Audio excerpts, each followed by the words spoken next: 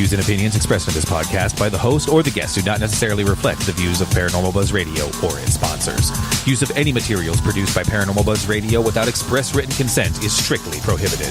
For information on everything Paranormal Buzz Radio has to offer, visit our website, paranormalbuzzradio.com. Like us on Facebook, follow us on Twitter and Instagram. Listener discretion is advised.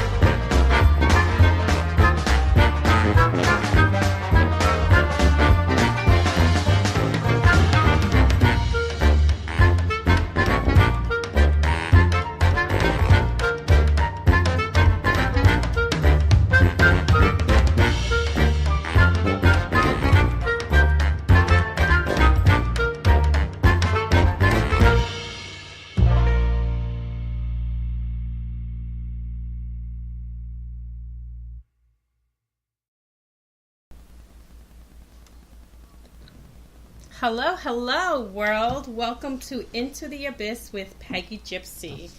I am extremely excited today. We have an awesome guest, but before I introduce who she is, I know you guys have been seeing it all over my social media and stuff like that. Let's see if anybody's in the chat already. Just give me one moment here to see if anybody's logging into the chat. Okay, the first thing I'm going to announce is I have a sponsor, and I'm super excited about it because, you know, it is a big deal when you're starting out and people are sponsoring you. It's pretty cool. Hey, Matt, what's going on in the chat room? My sponsor is Colorado Paratech. They are the creator of the Ghost Light. So, guys, make sure you show them some love. Follow them on Facebook at Colorado Paratech.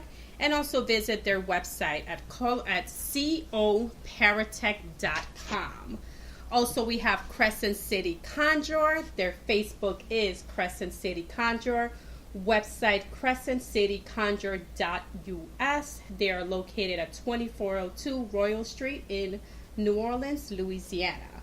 Now, it's a pretty cool shop, you guys. If you're ever in the Louisiana area and you're going to be going down to New Orleans, make sure you go in. Make sure you tell him that Peggy Gypsy sent you. Send Elias, he is the owner. He is amazing. He was on my first episode, and we've become friends since then, which is pretty awesome because he's a pretty cool guy. And I'm excited for that friendship. Also, let's just give a quick shout out to the Cabin 360, Hinsdale House, Statler Ghost Tours, Ripley Believe It or Not in Ocean City, Maryland, the Gettysburg Battlefield Bash, which will be happening July 25th till the 28th. So those are my little quick shout outs here for the show. Guys, I am the co-owner of an awesome event company called Mysterious Journeys. And we're going to be having a tour on February 10th at the Statler in Buffalo, New York. And then another tour March 10th at the Statler in Buffalo, New York. We're going to be having a lot of dates to go ahead and announce more dates, more tours. And you don't know, we'll be hopefully coming to a city near you. So that's pretty exciting. You know, I'm just trying to build some momentum for my guests because it's so funny. I think I'm wearing PJs. I don't know if she's wearing PJs. We decided that it was going to be a psychic pajama party. So, Kristi, say hello to the world out here. Hi, everybody. Are you wearing pajamas? Because I'm wearing pajamas. I sure am. You know it. I'm kind of mad I don't get to see you. We've been having some difficulties with our Skype and stuff like that. But I can hear her. Never. She can hear me, but we can't see each other. So it's kind of funny. But I have my pajamas on, and I'm going to take her word that she has her pajamas, so that's pretty cool. Here, want me to take a picture, and I'll post it on my Facebook page. That way you guys can see I'm in PJs, even if my glasses on. Yeah, post it for them, because it's so funny that I don't understand why I'm not able to see. It has to be some sort of a setting or something. I'm not too sure. Yeah, it never fails because I can never do my own show without having some sort of technical difficulty or some sort of issue. It's just my life. It's the story of my life. I should have known. You should have known. We should have started this at, 6 o'clock. Right? Oh, my God. Sorry, it keeps life interesting. It's never a dull moment. I know. You guys, it was like 5 minutes before, and we're still trying to figure out her Skype, and it's hilarious. But I'm like, everybody's cool. Everybody will wait around and, we'll figure it out.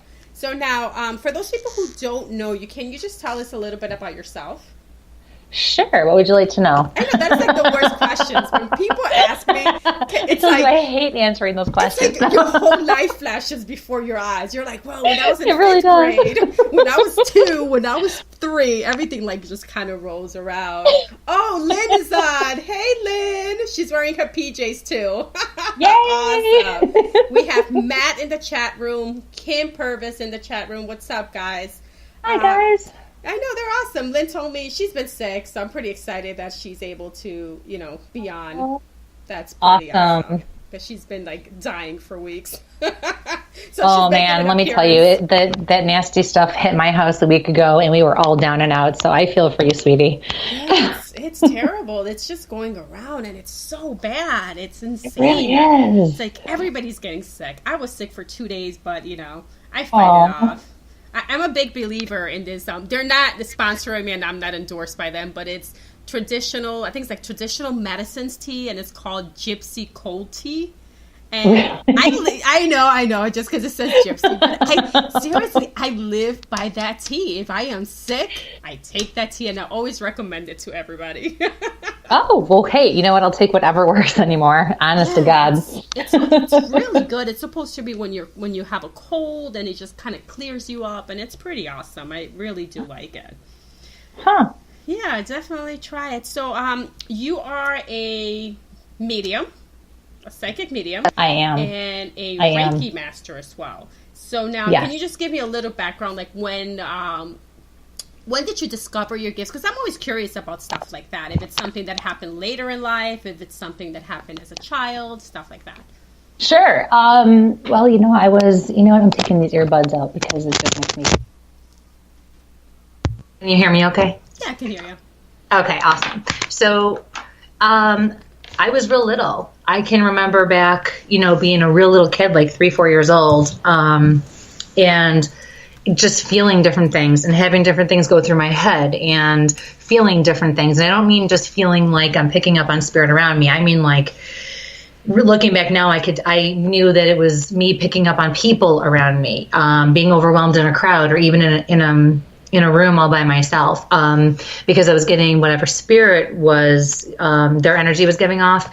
That's where the empath comes in, because I'm a hardcore empath, that's for sure. I can feel mentally, physically, and emotionally what spirit wants me to feel and or what I get from people around me. So it can be really confusing and it can be really frustrating. And that's just putting it mildly, to be honest with you. So, there was a lot of times I would just be around by myself, and all of a sudden there was something there and I could feel it, I could sense it, something was going on in my head, but there was never that connection to put it all together. So it was really freaking scary, I'm not going to lie, especially as a child. So eventually I was I'm told I was not deathly ill, but I was very, very ill for about 2 weeks as a child, and I was in the hospital. And I remember when I came home, I think it was around 10, I started seeing things, but it also did some damage to my eyes for a while. Like this disease affected my entire body. So it really threw me off for a while. But we thought the colors and the splotches and the things that I was seeing physically with my eyes were due to, the after effects of the illness.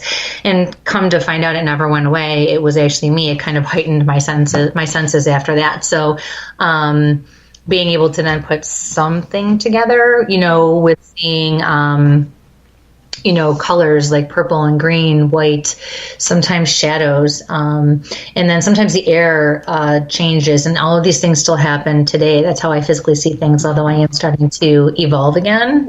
Those of you who are gifted know, things change, and it's like you get comfortable and you're like, yeah, I got this. And then they shake and you're like, crap, are you kidding me? So like seriously, so never a dull moment, like I said. So but yeah, that kind of stuff still happens today. Like when I see the air change in a room, I look around and it looks completely clear, but maybe one corner looks like wavy and thick and plasmic almost like when you look through like the fumes of a grill, when you have a grill on, where it's they're raising up. So eventually there were things going on in my head. I would hear people talking to me. A lot of times, looking back now, I can say it was definitely my guides, especially spirit. I would mostly pick up on and feel in different ways, and different things would happen around me. But the voices I was actually hearing were my guides, pretty much getting me through life.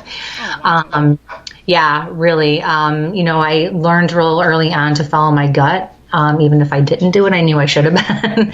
So, it was kind of weird. And then it wasn't until I was, by the time I was in high school, I had known that I was able to do certain things, and I just had learned to adapt and adjust to it. And but I didn't really talk about it because I still didn't understand it. And all those shows that we have out now were definitely not on, in the 90s, and so it was 80s and 90s. So it was harder because you didn't even have there were no references.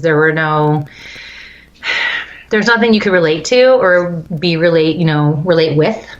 So, and it was funny because some people in my family who are gifted didn't make it public either. So here I grew up thinking I was the only one. Yeah, and I have a big family. Like I have both sides of my family, and it's very big. And I'm from Dominican Republic, so we're very tight knit, and in my culture, we embraced our gift as children. Was it like that for you, or was it something that was embraced later on in life? It was embraced later on in life because I didn't have anybody that I knew of in my family. It wasn't until I came out publicly, going on 5 years ago now, when my family, even some closer family, came to me and said, hey, I can do this too, or I'm gifted too.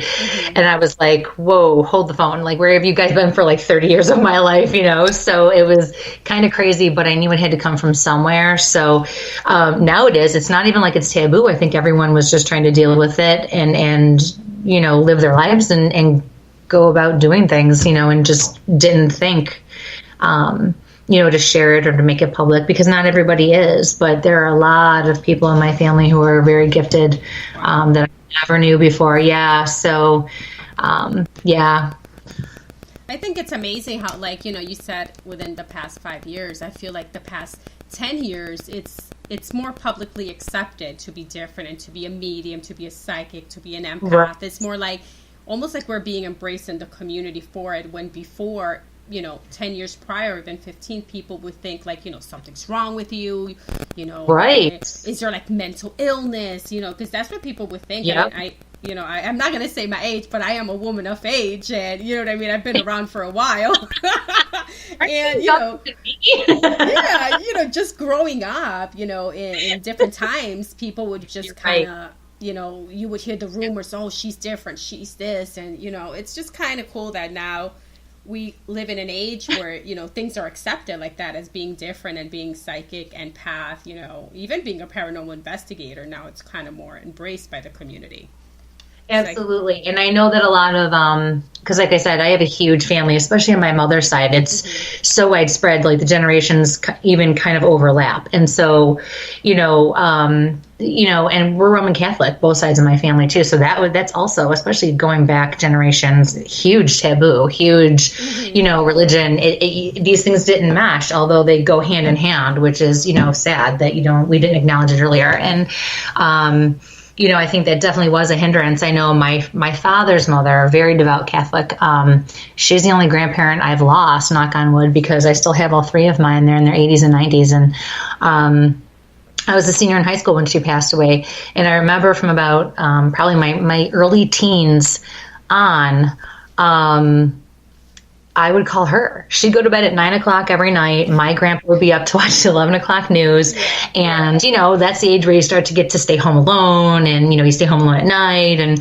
But I could be sitting on my couch, or I could be in my bedroom. I could be trying to go to sleep. I could be just doing anything. And all of a sudden, boom, there's that overwhelming feeling like something's there, and it scared me to death. And I would call her. And why did I call her over everybody else? Because I was close to many people in my family? I don't know. But Grandpa would get her out of bed, and she would stay on the phone with me until somebody else came home and I wasn't alone anymore. I could never explain it. I could only tell her what I was feeling. She didn't question me. She didn't make me feel like I was crazy. She just simply stayed on the phone to make sure I was okay, and she made me feel good and validated. And she passed when I was a senior in high school, and that was really hard because I'm the oldest grandchild on both sides of the family. Wow. So, yeah, I remember the most. And, it was just when I lost her, it was like, now what am I going to do? Because I don't have that support. Sorry. Oh, it's okay. Do you think like your grandmother was gifted, and that's why she kind of understood and supported you with all these things and what you were seeing and hearing? Yeah, I do. And I think she would never be able to admit it. I don't think her faith would have allowed her to. Yeah. But, yeah, I think she absolutely was. But if you ask my dad or anybody else, they'll look at you and go, no, Grandma was not. But I absolutely think she at least was enough or was in tune enough with herself to understand that there was something more going on with me. Or, and I actually, there's a part of me too that even thinks that, or that believes that her faith allowed her to know that there was more to it because she had faith, if that makes sense, because she was so spiritual and religious and knew that there was more. So, yeah, and I'll share this story with you, too. So she died in February, and I remember sitting on the couch in the living room, and it was broad daylight. And, it was back when, I don't know, some people won't remember, but we had the cordless phones, and I usually had it with me, because I was a teenager, and I was doing homework, and I just remember all of a sudden this feeling of dread came over me again because something had come into the room with me, and I was like paralyzed. I couldn't get off the couch, and I was like, shoot, the phone is not next to me. And then I was like, oh my God, I can't call her anyways. Because this was like March or April. And, she had just passed, and I was like, oh my God, what am I going to do? And I just said, Grandma, I really wish you were here with me right now. I really need you. And it was like, all of a sudden from behind, I got this I was wrapped in this warmth of this awesome hug.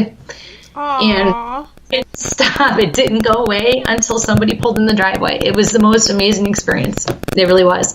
So, yeah, I absolutely believe that she definitely had more going on than either she realized or was willing or able to admit. So, yeah, it was pretty awesome. You know what? I think she became one of your guides. Now she's with you. She's still with you, and she's still going to guide you and protect you. And she's there. You know that you feel it. That's why you're getting a little bit emotional because my God, you feel her, and you know that she's always going to look out after you. She did when she was alive, and she's going to look after you in her afterlife. Absolutely. I always joke because she's the one. I've had a few really cool experiences where she let me know she was around. But, I always joke with my clients and I say, don't worry when you can't. People get so worried. Oh, so-and-so's not coming through. I don't feel them. I can't figure this out. Why aren't they here with me? And I have a picture of her and I when I was about 4 or 5 years old in my office. And I always point to that picture and I say, this lady right here has been gone for 20 years now. And I cannot talk to her the way I just talked to 5 of your family and friends because it's still personal. So when we have her and we have that, I said, I don't know why, but do I know she's around me? Do I feel her? Do I know that because I have faith? Absolutely. Does she let me know in little ways? Absolutely. But why is she just not like right here with me? I can't tell you that. And, it's very frustrating sometimes. I put other people validate her. No problem. She comes right in. So for that, I'm like, great. My friend Jen from Pennsylvania will call and she'll be like, yeah, okay, so your grandma's here. Oh, you're like, great. Thanks, Grandma. Why don't you come over to my house and hang out? What's that?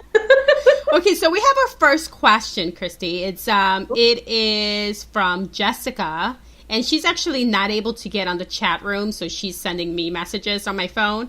And she wants to know, she's new to like the whole paranormal, and listening to like podcasts and stuff like that. And she wants to know, like, what exactly are your abilities? Like, she's new to this, so she just kind of want to know, like, can you elaborate a little bit on her, like, what is an empath and stuff like that? Sure, absolutely. That's a great question because a lot of people really don't know. Yeah. I'm often asked by a fortune teller, psychic mean you can only tell the future. So psychic, sometimes you'll hear people call themselves intuitive. Psychic is the same thing. You're reading energy that's around you. And of course, these are going to be explanations in a nutshell, but for the most part, this is the best way I can explain it. So, you're reading energy around you. Everything and everybody is energy. This is an exchange of energy, this entire process. So, whether it's a desk in front of you, whether it's the air around you, whether it's the people that were here or that are here with you, you're exchanging energy. So you're able to get into other people and other things' energy, and you're reading it. You also have your guides. So those little voices in your head that I was talking about earlier, those are your guides for the most part. For me, they come from my right. Normally, and there is a difference, and you learn. That's why you study. You learn differences in how to do things and what means what for you. But your guides can also come in. We have 4 main guides, and I'm a dental assistant by trade, so I always refer to my dental background. So we have 4 general dentists, right? Mm-hmm. So as we need them during our life, we have all different kinds of guides.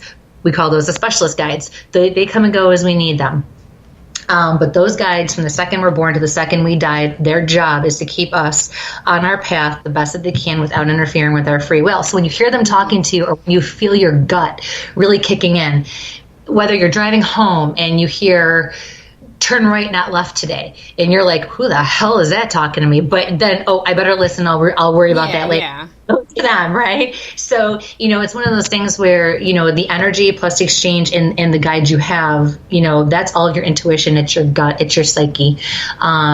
So that's kind of that explanation. When you're a medium, it means that you can connect with the energy of people, or really anything that has been alive in this world, because you can channel, animals, you can channel people. I've yet to channel a plant, but hey, you never know. So, I mean, honest to God, right? Yeah.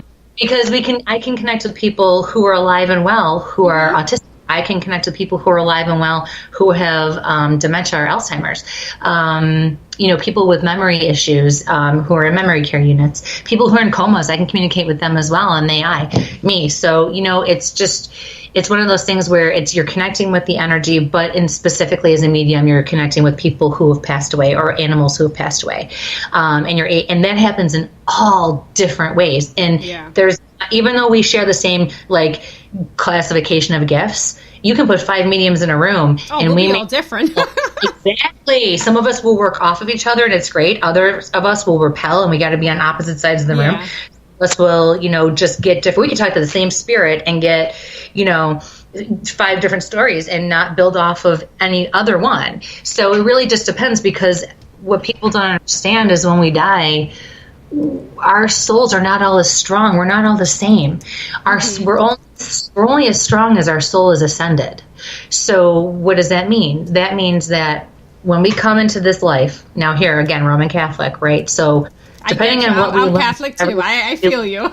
We're on the same wavelength. But people are like, oh my God, this gets into, you're talking about, reincarnation, and you're talking about all this crazy stuff. But it's true. The term old soul, that is absolutely accurate.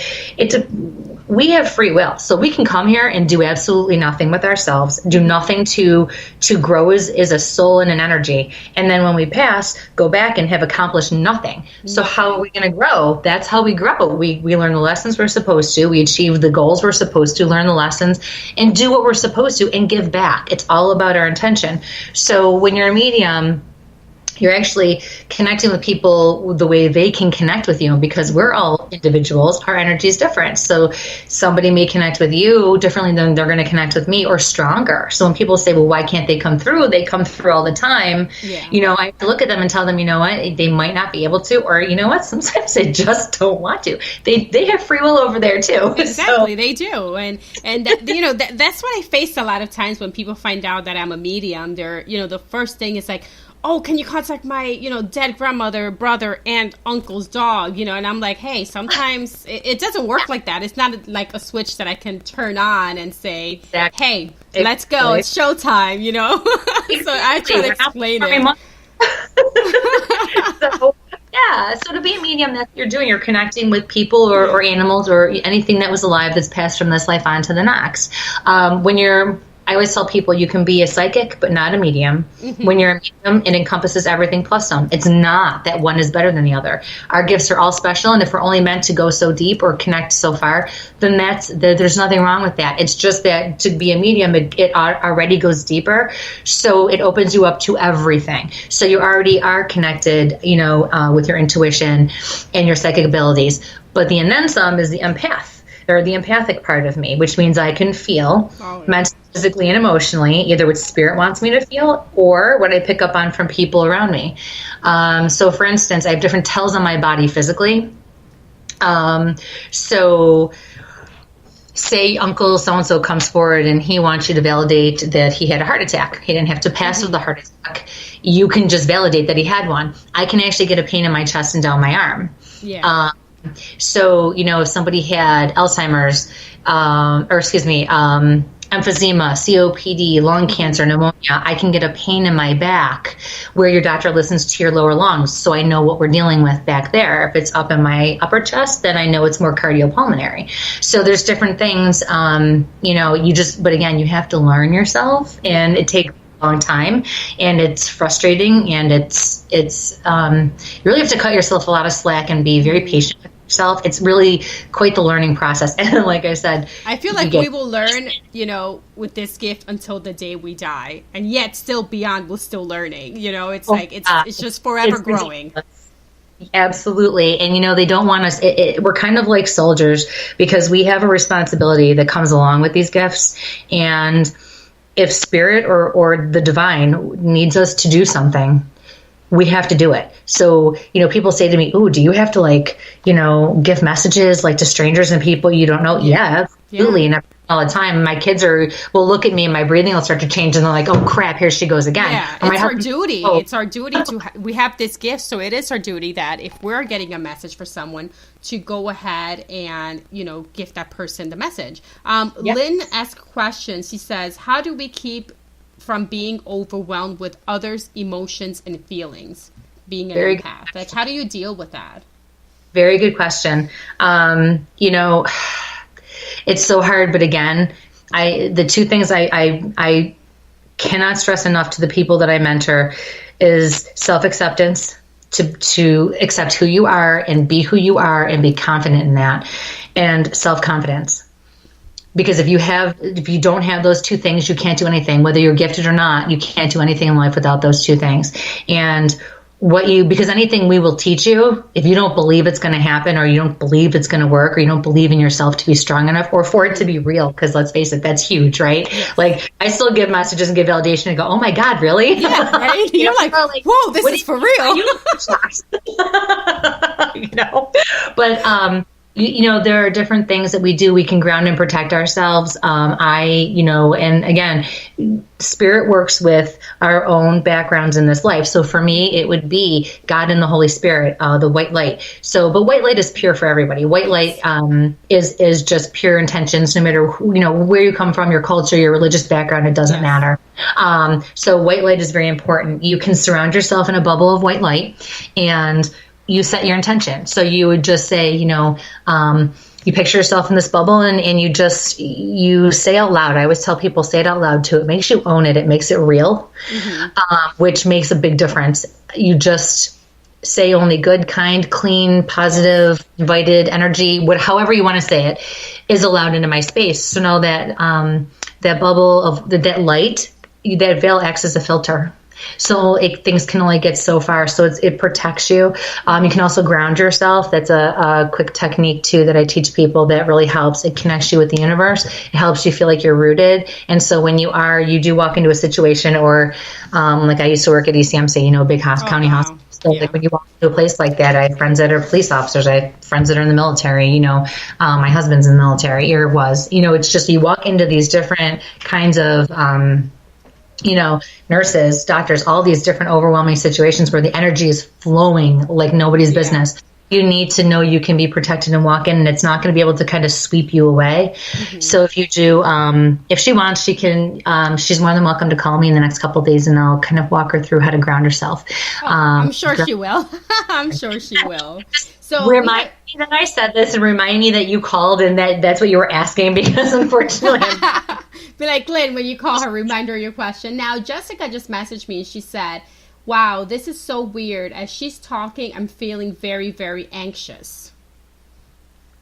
Okay, so then tell her, because she's connecting with what I'm saying. She understands that's physically, it's one of the things we have to learn is how our bodies physically will respond to something. And it does not mean that it's bad. And that's another thing that I work on with students or people who mentor with me, that, we have to discern our fear, because discernment's huge. So really knowing, are we afraid or are we scared? Do we feel like something wrong or bad is going to happen? Or are we afraid in the moment because we're taught this isn't supposed to happen? Mm-hmm. They're very different things. So just her response alone tells me that she's extremely connected. Because if you can just listen to what I'm saying and have a reaction like that, sweetie, you are very strong. She is. So she is. I know her personally, and she is a very strong person. Like, she's one of those people that you just admire for her strength. And awesome. Yeah. Tell her was it Jessica? Jessica. Jessica, don't give up, because I know you've been very frustrated lately. I feel like you started strong and you got very frustrated, and I think you got a little scared, and you kind of backed off and thought at first, I don't know if I want to do this, and then I don't know if it's worth it. Yes, it is worth it. Keep going, honey. I promise. And you can call me. I'll help you. I'll be happy to answer questions. Build your network, because we all need to be here for each other. Exactly. Because that's what it is. People always look at me and go, oh my God, I could never do things like you do them. And I'm like, what? Fight with my husband, yell at my kids, and run out the door to come to you? Honey, it's life. I'm as normal and wacky as you are. I promise you. Exactly. I promise. So now I don't know. Do you have your cards with you? Maybe do you want to pull some cards? Oh, I could probably do that. Oh, see, now I got to dig them out of my. No, I'm kidding. Dig them out of your purse. Can I post them? How do I post that? I'm like, yeah. You're so fun.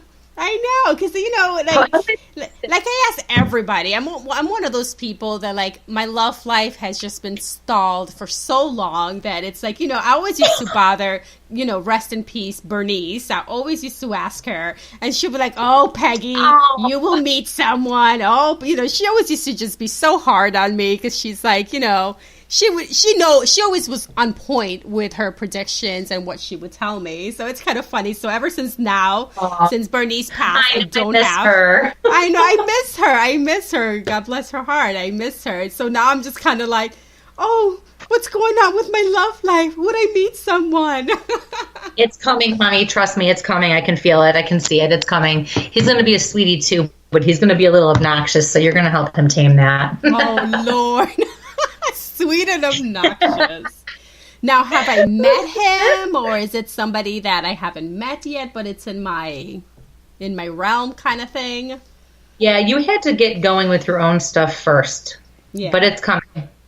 It really is. And sooner than later, like months, you're going to meet him. You might not realize right away who he is. I just sent you a picture of my card. So you can post it. And of me and my PJs, just so you know. Oh, my God. I love it. I have to prove it in my PJs.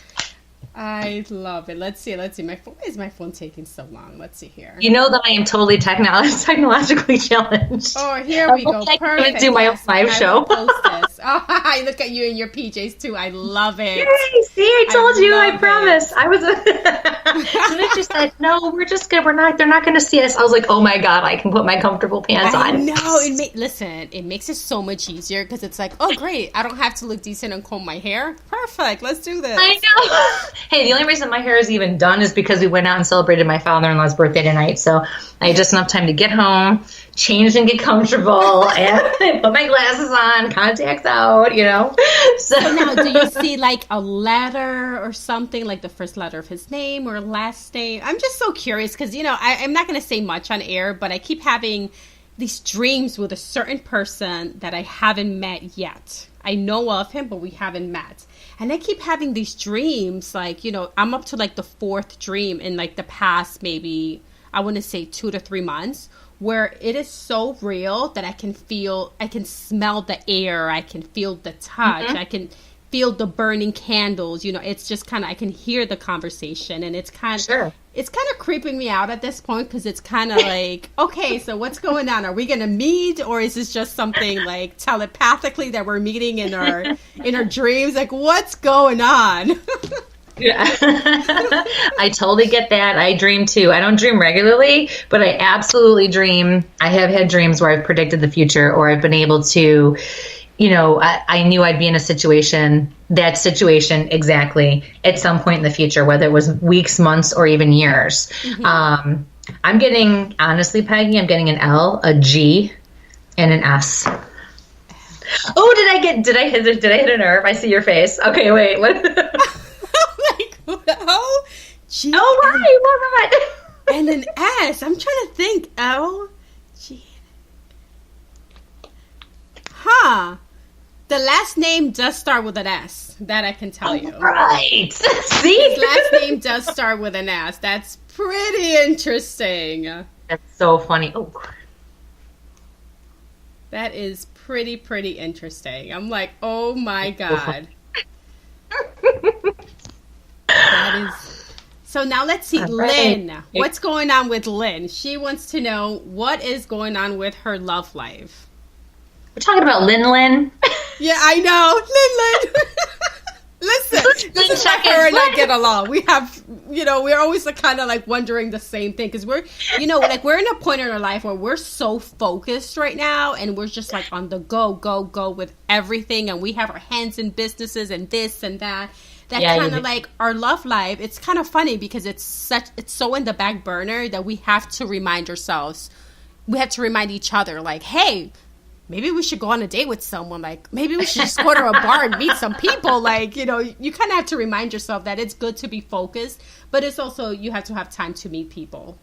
So well, what's exactly. Up with her? But with Lynn, I will tell you, with Lynn, sweetie, you already know him, and I think you've already pushed him away. That's what I feel like. Maybe not intentionally, but I think you did get a little scared or nervous. And I think that you were busy before, and you're even busier now. And I feel like you just don't allow yourself or give yourself permission to have that kind of a life. Stop worrying about so much, the fact that you think you're not going to have the time to invest in a relationship, because quite honestly, I think this guy already knows, and I think he's kind of in the same boat, and will understand. I feel like for the two of you, it's quality over quantity, and eventually it's going to grow the way it's supposed to, but stop trying to rush, because now I feel like all of a sudden you're like in a rush to get this going, and you seriously don't need to, and you definitely don't want to. So you're going to be fine. You're young, you're beautiful, you have a lot going for you. Come on, you got this. She said, oh my God, Kristi. You also don't need to wait until I'm on a podcast to ask me that either, but hey, just saying. So you don't need to think about it. It's there, sweetie. It's there for the taking. You just got to figure it out, but they're not going to tell me who it is, because they want you to figure it out, because it needs to be worth it and it needs to be right. I mean, I kind of have an idea who it is. What's that? I have an idea who you're speaking of. This guy, the suitor, I have an idea who he is, and it's kind of like, I think that situation just kind of needs to happen it's going to happen on its own, and it's going to take a little bit of time. He gets you. He gets her. Whoever this guy is, he gets her. He gets her. He is her lobster. He is her penguin. Like, he gets her. Nice. He drives her nuts, but he gets her, yeah. So, she's going to kill me, but yeah, she said, what? Yeah, like, I don't have to tell you everything, but yeah, I know who it is. Details later. I know. She's like, what? Question mark. Because now she's curious. Like, oh, these two are getting together. They know who it is, and they don't want to tell me. She should have known better. I know. That's amazing. That's pretty cool. Fun one. So let's see. Anything like a money card? Anything like career-wise for me? Like, what do you? Yeah, you're going to take off your show. Actually, Lynn and I were just kind of conversing about you a little bit last night. You are, you're going to take off. Since the first time I saw you post that you started your new show, I knew this was going to be successful for you. You have a lot of people who are jealous of you. You have to look past those people. Unfortunately, some people, I feel like there's 3 in particular who are not rooting for you. Yeah. And they're people that you would probably, and nobody else would probably believe that they were who they were. You have to look past it because unfortunately we're finding in this community, it's not all love and light. There's a lot of cutthroat. Go with your gut. Especially when it goes against what your head says, and you're going to be just fine. And I feel like the best is yet to come for you yet, for sure. This is going to take off. This is just the beginning for you. I mean, even with, like, I am beyond humbled. This was just an idea to do a podcast, and I kind of went, back and forth with it. And, I kept calling Lynn every week and be like, do you think I should do it? Maybe I shouldn't do it, like I just kept going so back and forth and kind of like doubting myself about it and being like, well, in my own head, like I have an accent, maybe people are not going to understand, and just, so many things. And I'm going through a lot of issues with a certain individual, which I will not mention the name, but that person is just kind of, I don't want to say bashing me, but I know I'm being bashed behind my back, and it's almost like a poison that it's not in my circle, but kind of infiltrates my circle from time to time. And it's just right. Having that in my head and not knowing if I should do it. And then once I started telling people that I was going to do the podcast, like, I am blessed right now. It is booked all the way to August. And it went from being something that's going to be once a month to now I'm being so humbled by people reaching out to me that want to be on the show, that now it's going to be, twice a month. And, who knows, it's maybe a weekly thing, the way things are going. And that's awesome, because I know, I was doing my show, I called it my show of appreciation. And for a good chunk of time, I was doing it, I think 6 months. I did it, once a month. Yeah. Just questions and answers and discussions. And it's hard to commit. It really is. I mean, most of my kids are grown up now, but I do still have, an 11-year-old at home. And it's hard because you have to balance your time. And, when you're gone for clients and you're gone for life and, things are crazy and you don't want to miss out on certain things that are still happening. It can get nuts. So I even had to cut it back because I had to look at my own and say, okay, I had 4,000 people watch this tonight. Holy crap. But you know what? My daughter needs to be able to do what she needs to do, and I am blessed enough to be able to have the time to do it with her, so I can't give that up. And then there's other times where you have to look and say, you know what? My gut is telling me I have to do this. She's going to be fine. Or my husband will be fine. They'll figure things out together, or whatever the case is. And, you just have to follow your gut. You have to go with the flow. And unfortunately, there's a lot of jealousy, and we're tested all the time.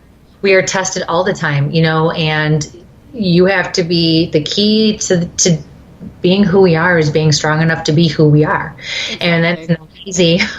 It's not, it's like I have like this dark cloud, not in my circle, but that infiltrates from time to time. Yeah. And it just amazes me how someone can say such horrible things about you without really even knowing you. And it's just kind of like, wow, like that just, at the beginning used to bother me. And now it's kind of more like, that saying, I'm going to let my haters be my motivators. And I wake up every day with a mission, and I wake up, I get messages at 3:00 in the morning, like business messages, and I am on point, because it's more like, you know what? You don't think I'm going to do it. You don't think I'm going to succeed. You think, in your head that I may be taking shortcuts when I'm not. But you know what? That's what fuels me every day to do what I do. Well, you know what? It's amazing. You know what? Good for you. Good for you. And that's all that matters when it comes down to, and we all have to, if we could all remember that, number one, we definitely need to give the benefit of the doubt. until somebody doesn't deserve it. And I've been burned coming at life from that perspective, but I can't see doing it any other way, because God knows that I'm that 1%. I'm that person who falls into that 1% of situations and, holy crap, how did that kind of happen? And something is construed, but people who knew me. So it's like you need to know that people are going to be a little more open-minded, and at least, if nothing else, give you the chance to say, you know what, I screwed up and I'm really sorry. I'm really not that way. Or maybe I just had a bad day, So, and I was crabby and I was whatever. But I think we need to be much more open-minded and much more patient with each other and stop trying to compete, because God knows there's enough dead people for us to talk to and enough alive people to help. And you know what? Quite honestly, we need each other, because sometimes one of us is not strong enough, and it is okay to say, you know what? I'm going into this situation because now I'm starting to get more into the investigative side of things, and I'm loving it. So it's like, but sometimes one medium cannot walk in there. I would love to say I'm strong enough to knock out, every dark force that comes in, but I got news for you. I've already been attacked twice, and I am not. Am I confident enough to do what I have to do? Absolutely. But sometimes you need the power. There's power in numbers, and there's something to be said for the strength that we give each other, whether we're together in a room or we're miles apart. And people just need to start looking at it like that. Investigators need mediums need investigators. We all serve a purpose, and when you can just work together, you can accomplish so much more. It's just I agree. I mean, it's like how you say, there's enough dead people for everyone, people. Come on. It's like, we all can be mediums, we all can be psychic, but we all bring something completely different to the table. We all have different methods of how we do things, how we learn, how we grew up with our gift. We're all completely different. And I think that, we should just all support each other instead of kind of not support each other. And, with that being said, let's see. Does anybody have any questions? Let's see if anybody else in the chat room has any questions. Because that was pretty... I'm trying to figure out this whole time as we're chatting how to get my camera on, and it's really aggravating the crap out of me. I know. I'm going to have you back on. But, starting in February... people are going to be able to listen to on speaker, and also they will be able to see it live on Periscope. So then, guys, starting February, I will have to comb my hair, put some mascara and some little, look kind of decent, because it'll be live on Periscope. But also the replays, that also people can listen to the replay here on speaker and also on Spotify. So that's pretty cool. That's very, very exciting. That's awesome. Yeah, I would love to come back anytime. I could talk to you all day. I know. I mean, it's fun. I just love to chat. I just love to chat. It's just amazing. And me too. I'm so excited that you were on. Like, oh my gosh. Now, I was excited that you asked me. I was so flattered. Oh my God, of course. Lynn was like, hey, why don't you have... And I'm like, you think she'll do it? I'm like, I don't know if she'll do it. Because, it's so hard going up to someone and being like, hey, do you want to do my podcast? I've only done one episode, because it's like, that's how I feel, like little bug over here, and then when people like you are like, oh my God, I'll do it. Or like, I'm going to be having Tim Shaw is going to be on my show. Oh, I love Tim. February 23rd, I have Tim Shaw. February 9th, I have Dave Spinks. I'm going to have in March, Tony Pickman from the Sally House.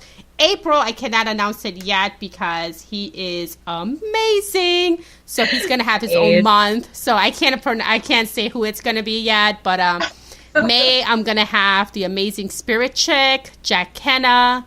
And, more to come. And it's, I love Jack. He's one of my good friends. And I sent him a message and I was like, hey, Jack, would you like to do my show? He's like, hello, I've been waiting for you to ask. So it's, so it's kind of funny when, you get that response from people that they're like, right? Oh, let me give a shout out. Rosa is in the chat room and it is her birthday weekend. Happy birthday, Rosa. Rosa Nil. Hi, Rosa. She's amazing. She's a big supporter of the paranormal. Everybody loves her. And, she's... I might still know her. Yeah. Oh, if you see her. Oh, hey, Dan is on. Daniel. Hey, Dan. Hello. What's going on? Sarah Notaro is on. What's going on? She said, Kristi, Hi, thank Sarah. you. Yeah, she said, thank you for sharing all of your wisdom. You rock. Heart. Oh, I love you, Sarah. So Lynn said, how can people get readings or be mentored by you? Like, this is the time to plug, your website, your Facebook, phone number, your readings. How can they contact you?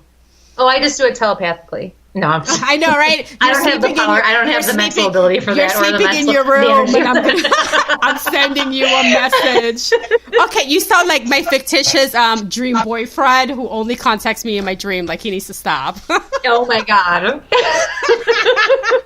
So I am located in Buffalo, or rather Tonawanda, but if you're from the Buffalo or Niagara area, I am actually located on Niagara Falls Boulevard in Tonawanda, not too far from the Boulevard Mall. So for those of you who are local, but I can do things, through video chats. I can do things over the phone. I've done reading parties online with a video chat with people in 4 different states. So we have lots of options. But you can call me, my phone number, 472-3151. You can find me on Facebook, Kristi London, Reiki, sorry, I'm getting a little ahead of myself. You're like trying to run so fast. It's okay. We have time. Don't worry. It's an hour show, but we can go over an hour. Do not worry. Again, Facebook, Kristi London, Medium and Reiki Master. You can find me on Snapchat. You can find me on Instagram, Blue Eyed Empath. You can email me, faithloveandlight@gmail.com. So really, there's any way. But if you go to my Facebook page, I don't have a website. Facebook does everything I need, and I don't have so much time easier with Facebook for that. Now, you said the number 716-867-5309. What was that? Is that the number, 867? No, 716 472-3151. That's my phone number. Dan, you put the wrong number on the chat. He was trying to help out and Googled it. Who did? Dan. Who was there? Daniel Dan, Class. are you freaking kidding me? He Googled it. So guys, I think he just plugged his own phone number. I know. Do not call that number. That is not her. Dan found it on Google. Wait, 867-5309. Oh my God, I'm so slow. I just got it. Yeah. Oh my God. You know what? I just got it. That's Jenny's number. Or 18. Okay, Dan. All right, I got you. Don't worry. I'm going to see you in a few weeks, sweetie. I got you. Oh, man. Yes. Also, you're going to be, it's February 27th, Statler City. What date is it?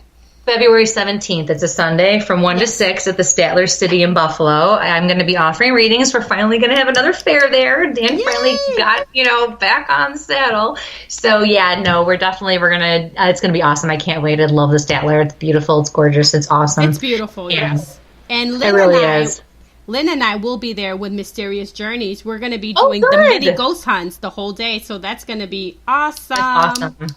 Very cool. I can't wait. I'm really excited. So yes, I will be there. You can pre-book your session with me ahead of time if you want. They're 20-minute sessions. You can just call me, text me, email me, message me on Facebook, or you can also book your session the day of the fair. But, if you pre-book, if you do it ahead with me, then you can have, obviously a better pick of, the time slot that you want. If you wait till that day, you're going to be, it's going to just depend on how booked I already am or, how open my schedule will be. Okay, Jessica, I'm going to throw in this question because it's actually very important and kind of, serious. But she wants me to ask you this. She goes, from the moment I found out I was pregnant with Aria, I knew she was a girl. Being that Danny's mom passed, I felt like she had a role in that. And then she was born and looks exactly like her. Is Aria a reincarnation of Diane? Are you able to tell? I'm being told from the right side. So the right side for me is divine, so that your spirit guides, that your guides, guardians, angels, saints, all the way up to God or whoever your higher power is. The right side is telling me no, it is not her. It is not his mother being reincarnated. But yes, she is meant to be a constant reminder because I feel like she's a very visual person and she needs that. And I am too. I am very hands-on. I can read directions, but until I actually get in and perform the task or, go through the function, I'm not going to grasp the concept. It's just not going to happen. So I feel like that's what's going on. Like Jessica really needed it, but actually, what was his name? Josh? His name is Danny. Danny's mom who passed. Danny's mom is the one who passed? Yeah. Okay, so for Danny, it also was a reminder for him. I almost feel like when he gets to look at her face, it empowers him and doesn't make him feel so sad. So it definitely happened like that for a reason. His DNA and chromosomes took over for a purpose. So, but that's definitely, but it's not. Actually, I'm seeing a woman now who she looks to be heavier set. She's wearing an apron. She looks like she has a dress on. Oh, wow. And so she's a little bit fuller figured because the apron actually tied around her waist gives her a waist. Mm-hmm. So that could either be literal or because it's almost like, I don't feel like I'm seeing her specifically as they're trying to paint a picture for me here. It's more of a generic kind of a vision. So basically what they're trying to show me is that she's still there. But the right side said no. So the right side, when spirit speaks, we always listen. But when the right speaks up, we absolutely pay attention. That's divine intervention. Oh. So, yeah. Well, Jessica, I hope she was able to answer your question, which I think she did. You just, Oh, good. I'm still laughing at Dan with that song reference. And the funny thing is, I looked at the number and I'm like, why does that number seem so familiar? And I'm like, well, I don't know. And I just didn't, I'm not thinking. I'm like, 86753. And I'm like, yeah, it's not your number. You know what? I'm going to kick his butt. Because you know what? Dan always tries to do something when I'm in, like, either it's one of my shows or if I'm on someone's show. He always comes in and tries to be pretty funny. But you know what, Dan? Peggy 0 on this one, Dan 1. I'm coming for you, buddy. I'm coming for you. Yeah, I have to take a big head 0 on that one myself. I totally didn't even pick up on it. Yeah, and then the funny thing is everybody got it. Everybody got it in the chat room. They're all laughing and, cracking up. Great reference. And I'm just like, wait, what? That's okay, because he still picks on me. I finally got to Hinsdale because for the longest time, like the last 3 years, I wanted to go to Hinsdale. And back when I had a big group, I was doing a weekly group for people for over a year. They were like, take us on a field trip. Let's go on a field trip. Let's go somewhere. So that was around the time that I met Dan. I was like, oh, well, maybe we'll go to the Hinsdale house. And they all knew more about it than I did at the time. And I was like, okay. My guides are like, yeah, you're not going there. And I was like, are you kidding me? So finally, after all this time, every time I would see him, oh, so you're allowed to go to the Hinsdale house yet? We need to be allowed to come to the Hinsdale house. I was like, you know what? You can mock me all you want. They know what they're talking about, and I am not going to not listen. Exactly. So finally, I got to go. And I got to go with Jack Kenna. It was amazing. His team is amazing. I love Jack. Shout out to Jack Kenna. It was just a fluky thing, and I had reached out and just was chatting with him one day, and it was amazing because I met some pretty awesome people and connected with them. They're just so cool. They're so laid back, and they're just, one of the best experiences of my life. I'm not going to lie. So awesome. It was pretty awesome. So I finally got to the Hinsdale house, Dan. After like 50 million years. Well, just because, but I didn't. Right. So now we have Tactical Bigfoot Research. He said, great explanation, great show. Thank you, Tactical Bigfoot Research. That's awesome. We have Rosa. She says, hello. Dan, of course, was on the chat room. And pretty funny. I'm going back on the messages and I'm just laughing. I'm like, I'm going to kick his butt. How he's so silly. He is so silly. Oh gosh, he does. Yeah, even when his book came out, I bought his book. He signed it. Yeah, he totally slammed me on the Hinsdale thing. Even in his autograph, I was like, are you kidding me? Really? You had to go there? Oh, he's one of those. Really? He's funny. He's a funny person. Oh my God. So now I like to always, this is something that I like to throw in my show, and it's a little controversial because, I did it I was a guest on someone's show and I did it. And then last night I asked the same question to Ken Boggle, and when he was on another Paranormal Buzz radio show last night. And so I don't know if I'm going to ask you the para crush or celebrity crush. You get to decide. If it's para crush, who is your para crush? Who out there in the paranormal community? Could be people on TV, paranormal show. that you think like, oh my God, you are just extremely yummy? Who is it? I'm always curious. Oh, well, damn. Put me on the spot. Okay, Hey, let me see. I did that to Ken Boggle last night, and it was hilarious. Let me think. Let me think. Well, I'm going to get myself in trouble. Yeah, listen, those are the best dying words. Everybody says the same thing. I'm going to get myself in trouble. I would have to say, we're going for yummy? Yummy. Yummy. I'd have to say, well, Nick Ralph's not too bad. Oh my God. Dan is if he's on, he's going to go in and just laugh at you. So, out of everyone in the paranormal, you say Nick Groff is yummy. Okay, so so we're gonna mark you down for Nick Groff is. You know why? Yummy. Because part of what makes him yummy is that he is a totally laid back and a really nice guy, and I feel like he's very genuine. I've never met him personally, but I have, seen him on like Dan's show and other people's shows, and just when he has, when I've tuned in when they've talked, about different things, like when he goes live and things like that, he just seems like a normal person, and to me, that's a big deal. And it is a big deal that you can be still have that fame and still be able. Oh my God, Rosa, stop! Rosa says, the episode with his shirt off. He does take off his shirt a lot lately. It's pretty. It's for the. It's just Nick. I guess that's just Nick, and people enjoy it, and it's and it's awesome. And I'm just laughing at Rosa. Lynn says #paracrush. Yeah, that's gonna be my thing. I like putting people in the spot and see like who they think, just to see who they think is cute out there, who's yummy. Now earlier today on Twitter, I did a poll and it says, who would you like to investigate with? So I'm going to ask you the same question. I'm going to give you 4 choices. Ghost Adventures, Ghost Hunters, Sean Austin, or Tennessee Wraith Chasers. Or the TWC. So this is going to be embarrassing, but I don't remember who they all are by memory. I know I've seen them all. Isn't that awful? Don't ask me about who sings what. Don't ask me what actors' real names are, what they played in, because I'm not going to remember.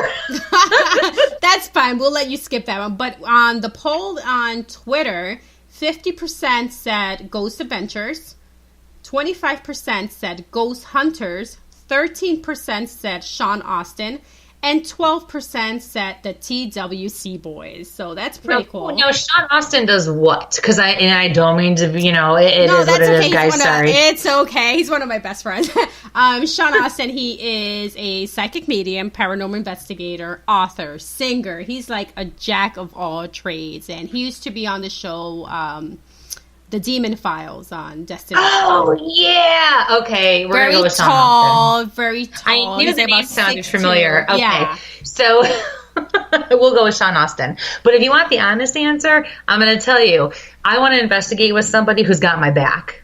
Yeah. Because, and I have met a few people who I would trust with my life at this point. Because I got to tell you, I was not kidding. I am moving into this whole different realm of things that I did not ever expect to go. I am a light worker. I work in the light, but I do encounter other things. It is finding me. I am now moving into the next chapter of things where, physically, I was attacked once, and I was I was really threatened by something else that was very demonic too. And, I had to do a party for 3 hours and sit in this basement with this thing staring at me the whole time. I've never experienced those things before. It is scary as hell. I need to know that the people that I'm going to go out with, or the people that I work with, they've got my back. Yeah. And, I've got theirs. You have to be able to count on these people with your life, because things really can happen to you. And I'm finding that I literally was pushed off my porch. I'll just tell you, I was going to work one night, and it was like an evening. I was going to go do like a late afternoon, evening hours at my office. And I had my bag, and I was talking to my husband. And so it's like the porch, and then 3 steps and down. And, he was just in front of me, if I was facing my backyard, cleaning something up. And I went just to turn to take the first step down off my porch. And I went flying off my porch, and I landed on my side on my driveway. And I looked, and Greg's standing there like, what the hell just happened? Like, are you okay? Like, did your ankle twist or what happened? So I lay there. I hit hard too because I twisted. And I remember looking up at the porch thinking, did that really just happen? I think I seriously got pushed. So, because it's almost like I flew off of it. Like I didn't hit any of the steps going down. It's like I flew. And so I went in. I wasn't feeling good. My body was getting more and more sore as time was going on. And this was just a few months ago. Wow. And it was very recently, actually. And so I go in, and my first client actually was in a different. Well, she's local, but we were doing a phone reading. So, the guy that my friend Fred Marshner, who works with me, he has an office in the suite that I rent from, and he's looking at me, and he's like, you don't look right. And I told him what happened, and he's also a demonologist, and he's looking at me, and he's like, I think you should probably cancel your night and go home, and I was like, well, we'll see how I feel. So I ended up doing that, but I did because it was so close to when I should have called this first client. I called her, but I did tell her, look, this is what happened to me. And the more time is going on, the more awful I'm feeling. I'm seriously hurting. I think I need to rest, but I'll do the best I can, or we can reschedule. So she's like, you know what? She kind of got quiet, and I was like, all right. And then she's like, you know what? Let's reschedule. I want you to be okay, blah, blah, blah. So fast forward 2 weeks. I call her back, and we're going to do another reading. And before we start, she says, you really freaked me out when you called me the other day. And I said, why? She says, because the same thing happened to me in my house. Turns out I had to enlist the help of my friend Fred to go to her house and get rid of something that was extremely demonic. Wow. So, they don't like it when people like me are going to go help other people. And I didn't even know I was going to help her that, I didn't know anything about her. I was just going to give her a reading. And so unfortunately they knew not only could I help her, I also had resources to help her. And so that was like an eye opener. And then just a couple months ago now, not even, I did a party, and this lady had been telling me about, how this woman or this entity had been waking her husband up in the middle of the night, and different things have been going on for a while. And so I start picking up on things. So I ask her more questions, and she's like, yes, I think so, but he won't tell me everything. I think he's upset and embarrassed, blah, blah, blah. So I go to this party one night, and it's all private readings, and she has this beautiful finished basement. So you go down the stairs, and as soon as I go down the stairs, you can feel the energy shift and change, and it's not for the good. It's not for the good. And I'm like, crap. Okay, so here we go. And it was funny because on the way driving there too, I don't always enlist the help of Archangel Michael and call for his protection. I'm always protected. I always do my thing before I go in anywhere, but this was different. And so I didn't really think anything of it though. I do what I need to do. So I'm going down these stairs, and I look to my right. She's showing me, and it was very cute. The whole basement was done. There was rooms. There was a cute room with bunk beds, and it was all set up for her grandkids. And I looked to my right in that direction and was like, nope. I can tell there's something evil there. There's no way. So then we go to the left, and she opens up this beautiful curtain, and it's the whole rest of the room, and it's a finished basement. It's got a family room, living room. It's got a beautiful kitchen in it. It even had like a bedroom, like with a door. So here I go in that room, and I just looked at her, and I said, something does not want me in here. There's something that's not right in here. And there was this sketch of Ozzy Osbourne that was hanging on the kitchen wall. I swear to God, if that thing could have jumped off the page, it was going to hurt me. And I told her that. And the person who drew it was passed, but it wasn't him. It was definitely like the focal point for whatever the negative energy was. Yeah. So I sat down on the couch and set up my stuff. And the kitchen was to my left. So there was an island in the kitchen, and I could see the air had changed between, like, something was standing on the other side of the island against, like, the stove, where the stove was right next to this picture. And it stayed there the entire time watching. I almost felt like I was being eyed down. So, it was really, I basically just put my intentions out there and said, listen, I understand you don't want me here. I am here to do one thing and one thing only. I am not here to do anything else. Yeah. Please allow me to get through this and do my job, and that's it. So I went upstairs to talk to the group before I started. It just saves time for when people come down individually. I was gone for about 20 minutes. I came back down, and I felt like I walked into like thick mud. Like it was letting me know that it didn't. I've encountered nasty spirits. I have encountered things that did not want me around or that were just nasty or ornery. This was very, very, very different. And if my mother's listening, she's probably freaking out right now because I haven't really. Or like, oh my God, what are you doing? Yeah, I'm probably gonna get a phone call. Okay, so let's talk about this. Yeah. I don't even tell my husband this stuff. Are you kidding me? But anyway, so it was like it made its presence known and made it known that I was not welcome and not wanted, and I better not overstep my bounds. So I went on with the party.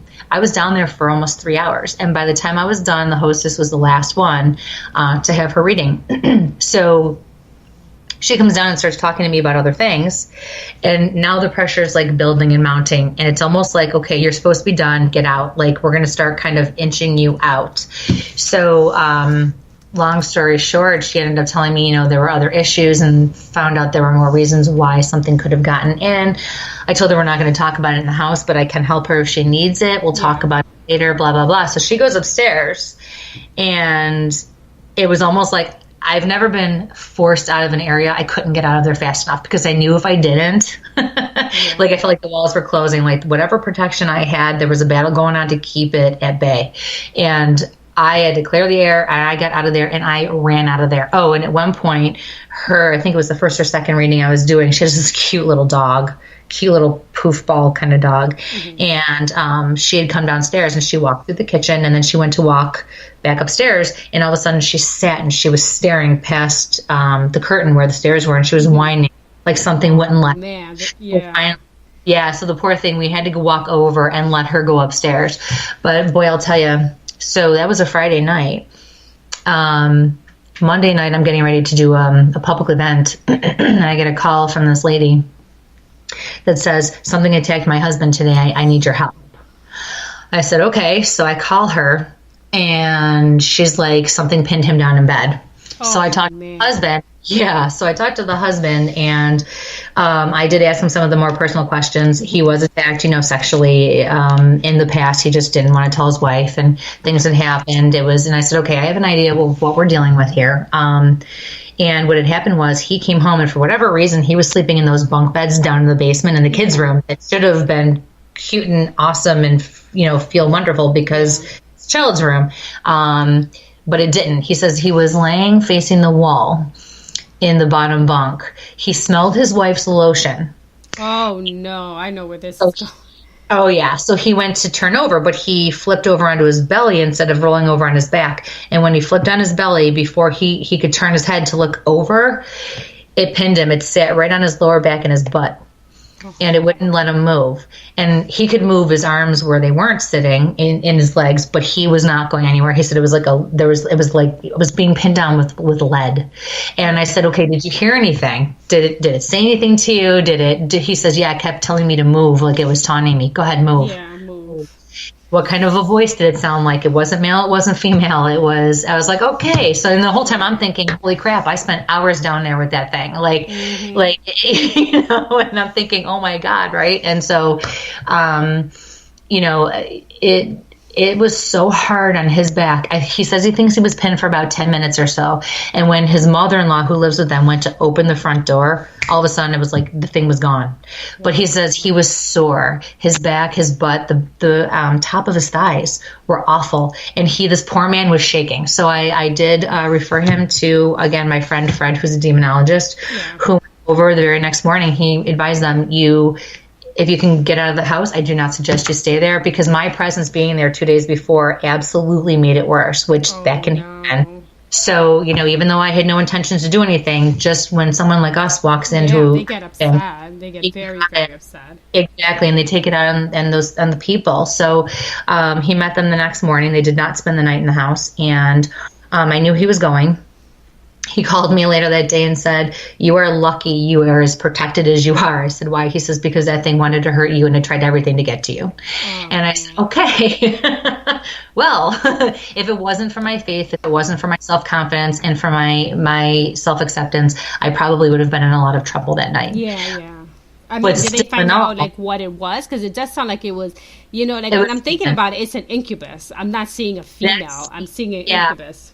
Exactly. And that's exactly what it was. But from what he said, it was worse.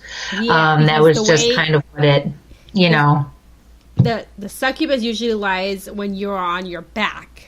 The male would, you know what I mean? I'm not trying to get a little graphic. No, it's true. You're absolutely right, because that's exactly what I was thinking when she told me, even the first time she told me he was being bothered by something. Yeah. But I mean, it all goes back to you don't know what you're walking into. No. People who are studying, people who go on investigations, you have to be so, so careful. Oh my you gosh, cannot go in there and think that you are untouchable, because even people who know what they're doing, we are not all... something can always happen, but as long as you believe you're safe, you don't leave any loopholes. As long as you know you're strong and you have confidence and faith in yourself, you know you're strong, but you still need people to have your back, and you still have to be a team. And that's why, going back to our earlier conversation, we all have to work together. I've investigated with a lot of people, and I'm not going to mention names, but there's at least 2-3 people that I feel safe. Right. I feel, and when I investigate with them, that I'm like, okay, I feel like they have my back. And I people may find it corny or whatever, but I always tell the people, hey, let's have a quick prayer. So I always have a prayer before we turn on or touch any equipment. I like to have a prayer after we're done, so to make sure that nothing is going to follow us home. If I'm in the car with Lynn, we'll have a quick powwow prayer, and then I'll have another one before I even set my first step into my home. I say a prayer. I like to be very, very protective, because I think just being a medium and also a paranormal investigator, it's like, it's such a thin line. It is kind of like, we're dabbling into two sides of things right now. And, absolutely. You have to be protected. And, whatever faith you are, I don't care. Like, that's why I tell people, it's okay if you're not Catholic. It's okay if you're not Christian. It's just as you feel that you're covered in the white light. Have some sort of protection when you're doing these investigations, and when you're out there, putting yourself at risk, because that's what we do when we go to these buildings and do these investigations. And it's a dangerous thing to do. And it really is. It truly is. And I don't see it. I don't see it that way, and sometimes I do need to remind myself of that as well. And it was really cool because, because when it's normal for you, you just kind of go in and do what you do. And you don't think about it because it's what we're meant to do. It's in our blood, and you just... you do it. You handle business. You know already what you can do, but it's very important to be humble and know what your limitations are too. When people call me, even for house cleansings, I am very, very picky and choosy about what I do and how I do it, because it doesn't seem to be my thing. Can I help somebody if they need it? Absolutely. Yes. But if my gut tells me no when I'm talking to them, I know other people to call, because once you try to it's one thing to try new things. It's another thing to think you can just handle everything. Exactly. And that's where you got to keep your ego in check. You have to know. And if you're not sure, like, there have been times where I was like, you know what? I'm not sure I can do this. I probably could, but I'm not going to take the chance. And I'd call someone and say, hey, can you come and do this? Like, Fred, again, has been someone that I've lately been able to call a lot, who it's almost like they're being sent my way so that I can refer them to them. And so there have been a couple I've gone on. He's done a couple of exorcisms in homes. And I've gone with him, and I'm like, I want to go and be there. I want to do this because I want to see. It's not for me, but if he needs my help, or if someone else needs my help, I know I can back them up, but I am not the one to go in and handle it. But I know that, and I'm okay with that. I have another job to do. So it's hard. It's a balance. And sometimes the scales get tipped a little bit more. You have to be humble enough and strong enough to know you have to tip them back, You have to be humble. You have to know, like I always tell people, boundaries, boundaries, boundaries. When you walk into a location, spirits are assholes. They're going to try to mess with you. They're going to see if you're weak, and you have to have boundaries. Like, you just have to let them know that, hey, I'm not going to be, no, not today. I always say, not today, spirits, not today. You just got to have, we have Orion Rising Network. They said, I remember that story. And he says, ooh, big nasty. Yes. Hi, Leonard. Yes. That's my buddy Leonard in California. Yeah. He's been a great source of strength and knowledge and help for me, especially with this new transition I'm going through and this awakening process that I'm beginning myself. I am definitely being catapulted into the next way of things. Yeah. And it's been very confusing. I mean, people look at me and even the people that work with me and study with me, and they're like, I just don't get it. And I can honestly look at them and say, you know what? I'm going through something that I've never gone through in this way before. Yeah. And so I understand, not only do I understand because I've already done it, but now because I'm going through it myself and it's worse than it was before. So trust me, we are all the same, doing the same things. And I tell them, you know, one day you're going to be just like me. I'm not going to be your mentor anymore. You're going to be part of my network, and I'm going to be part of yours. That's the whole key. That is what we need to be here for each other. It's about helping each other to get to that point. It's not that one is better than the other, you know? Exactly. We all bring different things to the table. And that's the beauty of it. You know, that's the beauty. And I believe that we are, you know, some people, we are born with a gift, and others develop the gift at a later age, you know, and I believe that, you know, we all have intuition. We all have the little voice saying, you know, turn left, turn right, don't go, like, you know, stop, you know. And, you know, if people just listen to it and, you know, maybe they can grow their gift and they can focus on things and see what happens. And I just believe that everybody's gifted. I'm one of those people. I'm like, hey, everybody's gifted. We all have intuition. And you're absolutely right. And you know, the funny thing is, most of us, we can probably look back, because I remember when I started practicing, I met with, I made the mistake of calling her my oldest friend, and she flipped on me.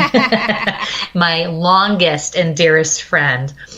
We've been friends since we were 5, so 35 years now. And I went over to her house one night, and, you know, I just got to a point where I was reading her and we were just talking about it. And she's just like, wow. And I said, yeah, I don't know what the hell is going on. Like, this is crazy. Like, who would have thought me of all people? She goes, and she looked right at me and she goes, well, she called me by my nickname. She's like, Crit, you've been reading me my whole life. And it made me stop, and it made me really think. And then I thought about all the times where, you know, I would butt heads with my mother because I had this knowing that she didn't, and it makes you as a child come off as arrogant or disrespectful or whatever, or to feel so removed from your peers, even if you're not, because I really wasn't. I was I look back and I think I was very liked and accepted by everybody for who I was, but yet I had a few good close friends growing up and through high school, but like, you just didn't ever fit into one specific category or group, if that makes sense. Yeah, you know, you think all these different things about yourself, and you go, wow. And especially the knowing, is what is hard, because you do come off as a know-it-all, or as arrogant, or as egotistical, you know, and you're not trying to, because you're simply saying what's on your mind or what you just know.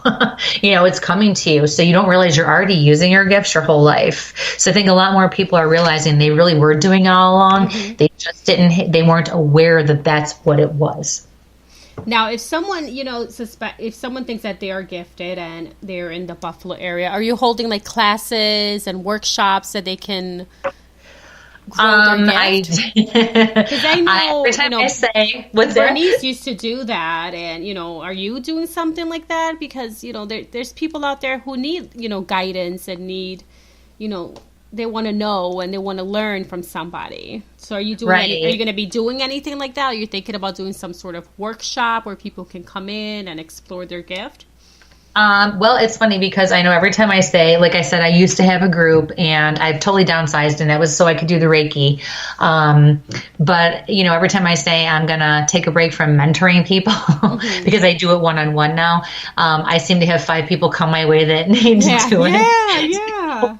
I'm like, okay, I guess I'm going to do this teaching thing again. So I do my best to work with people one-on-one. And what I've actually found is that a lot of people, I call them personal growth and development sessions. So you can call me and you can do that. It did start out for people who are gifted. Or thought they were gifted. So yes, to answer that question directly, yes, you can call me. Workshops and classes, no, I'm not up for doing big classes. Like I said, I still have a lot going on in my personal life that I don't want to give up yet. So once the youngest gets a little bit older, we keep saying 2 down, 1 to go. 2 of them, 19, 20, and 11. So we're almost there. You're almost there. Oh yeah. So, you know, maybe on occasion in the future, I will, look to put something like that together. I wouldn't be surprised if I do. But for right now, I keep it to one-on-one. Although on occasion, I do like to try to have the people I am working with get together and meet, because the idea is still, again, to help create a network of people, because I learn from them as much as I hope they're learning from me. It's not just about me giving, because I can offer as much as I can, but at the end of the day, if my gifts don't work the same as yours, you need somebody to relate to that can say, yes, I see people walk through walls. I tell people all the time, if I saw somebody walk through a wall right now, I'd probably pee my pants as fast as you. Why? Not because I'm fearful of it anymore, and there's not that fear of it anymore, but because I don't expect it. If I don't have a up that's going to happen, you know what? I don't see it every day. Do I see it on occasion? Yes, but it's not how it works for me. So you need somebody who does experience that every day. You need to be able to have someone like me and someone who's a lot more like you. So that's a big deal too, for people to be able to really connect and truly understand themselves. Yeah.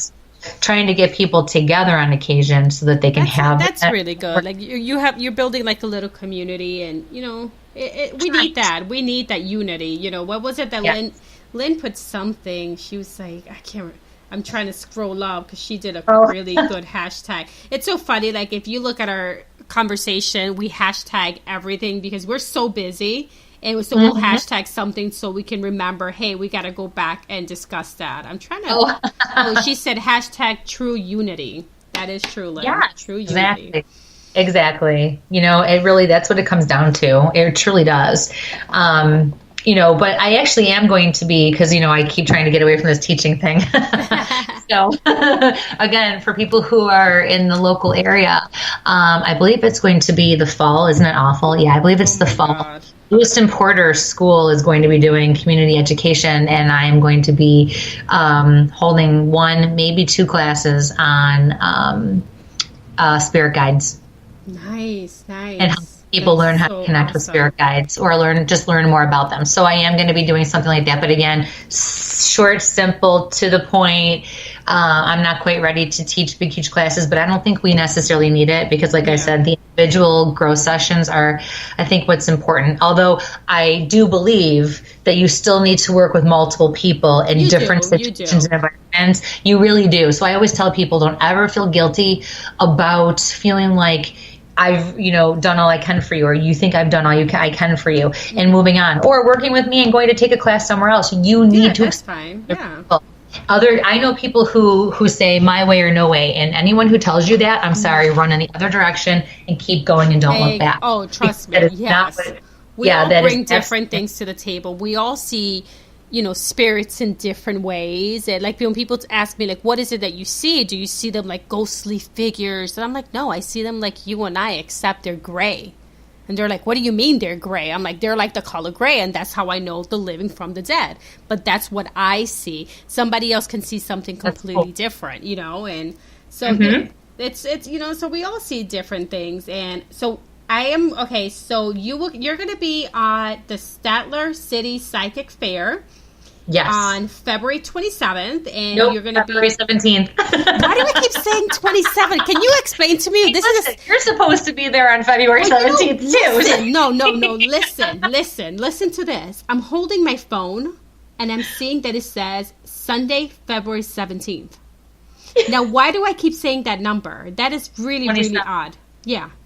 The 27. What is 27? Like, what meaning does that have? Because this is the second time I've said it while I'm looking at the paper, and now my phone that says Sunday, February 17th. Statler City Psychic Fair. Sorry, go ahead. So, guys, if you want a reading from her, make sure you go to Statler on February 17th. She will be there, and she'll be able to do live readings for you. Yes. I'm also doing my next live show of my own, Facebook live show. It's a Q&A show. It's free. My show of appreciation on February 6th. My friend Pam always helps it, so it's Kristi and Pam from 7 to 8:30. You just simply go to my Facebook page and, click the video and join the live feed, and you can ask questions. Pam is my awesome friend assistant who sits here and fields everything for me, so I can just answer the questions and just kind of shoot it out there and get as many as we can going. And she's awesome. She has a system with how she does it, because the whole scrolling thing gets really out of control. It does. Doesn't it? I'm telling you.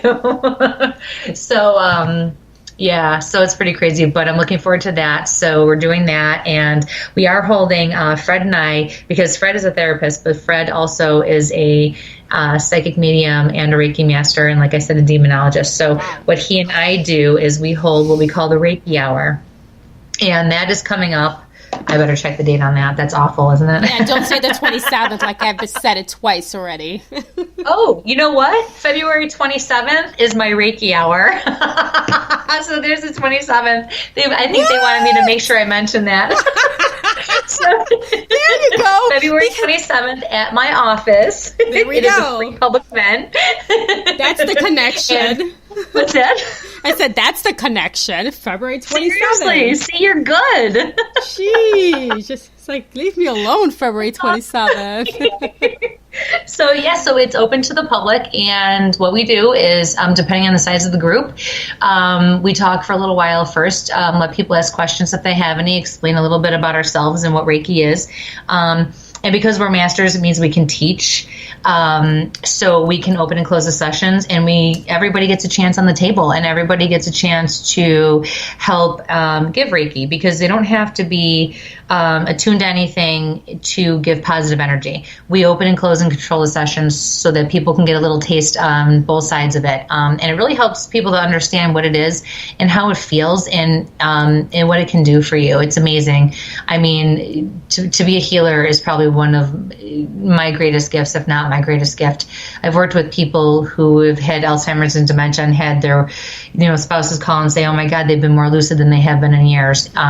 People with chronic pain, you can help take the edge off. People with cancer, wow, I don't even know where to start with that. Wow, that's amazing. Yeah, it really takes the edge off of the side effects from the chemo and the radiation, and just promoting the calm and the rest that they need.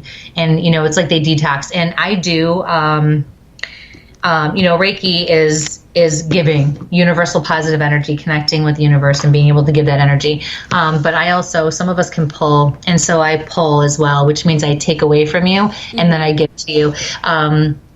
You ever seen like the Green Mile? John Coffey takes on the bad energy that he takes from other people. Yeah. He is not about that. It's about, being the conduit, just letting it flow. So I'm not taking on anything, but I am allowed to pull. I'm guided to pull. Basically, how I explain it is I'm detoxing you from the inside out, your energy. So, it's pretty awesome. It's, it's a great experience. So, yeah. And the word, Reiki is fast growing. People are realizing what it is, and it's another way to really help. It does not work on its own. I think it does in some ways on its own, but it works in conjunction with whatever else you are doing for yourself as well, which is amazing. That's awesome. That is so, I am so glad that you're on the show. This has been such an amazing show. I've had so much fun. Thank you. Too. It's been so much fun. Yeah, it's been amazing, and we definitely need to chat, because I definitely want to have you back on, because this is I'd love really to, yeah. really cool. And we'll do a video next time so people can see our beautiful mugs. They can see us. Great. So it's amazing. And guys, everybody, thank you for tuning in so much. And I'm just going to go ahead and make sure you follow Mysterious Journeys on Facebook and Instagram. Our next tour is going to be at the Statler February 10th, and we're also going to be at the Statler Psychic Fair February 17th. So make sure to come on down, and we still have a few tickets left for the event February 10th. Make sure to get your tickets. Also to my sponsor, Colorado Paratech, the creator of the Ghost Light. Make sure you check them out on Facebook, Colorado Paratech. Their website, it's coparatech.com. Shout out to Crescent City Conjure, 2402 Royal Street in New Orleans. Make sure if you're in town, go in, say hi to San Elias, buy some stuff from him, get a reading. Also, you can shop on his website at crescentcityconjure.us. Shout outs to the Cabin 360, Hinsdale House, Statler Ghost Tours, Ripley, Believe It or Not, Ocean City, Maryland, and the Gettysburg Battlefield Bash, which is happening July 25th to the 28th. Make sure you check them out. This has been such an awesome night. I am excited. This was great. Me too. I had a lot of fun. Thank you so much for having me on. This was fantastic. So what are your last words to the listener? Because I like to give my guests the last words. You know, they'll get tired of hearing me. So what's your last words before we go ahead and sign out? Oh, let me see. I think if I had to tell them anything, it would definitely be, don't be afraid, guys, to do what you feel you need to do in your life. Follow your hearts. Follow your dreams. I know it sounds generic, but you know what? It's so true. Don't be afraid to try and believe in yourself. You really do. And don't be afraid to ask for help when you need it too. We all need that. It's just such an amazing thing to live this life, and to learn the lessons that we can learn and to do the work that we can do. We all have this in us. So find the strength and the courage to be yourself, and you're going to fly and you're going to soar. It's amazing. It really is. And I'm so grateful. I can't tell you how grateful I am for everything that I have been blessed with and the gifts that I've been blessed with. So I just want to see everybody be able to feel that way. And I want everyone to be able to experience that. That was beautiful. Aww, guys. Thank you so much, Peggy. Oh, you're welcome, guys. Thank you so much for tuning in. And make sure you tune in for my next podcast, Into the Abyss with Peggy Gypsy. My guest on February 9th is Dave Spinks. He is amazing. He's been around for a very long time, and I cannot wait to pick his brain. After that, it's going to be the legendary jack of all trades, Mr. I'm Retired Now, Tim Shaw. Well, he's retired from his day job, not the paranormal, so let me rephrase that. Retired from his day job, not paranormal, but Tim Shaw is going to be on the show on the 23rd. So, guys, thank you so much. Be kind to one another and just love each other, Just lift each other up and love each other and be kind. And thank you for tuning in and have a wonderful, wonderful night.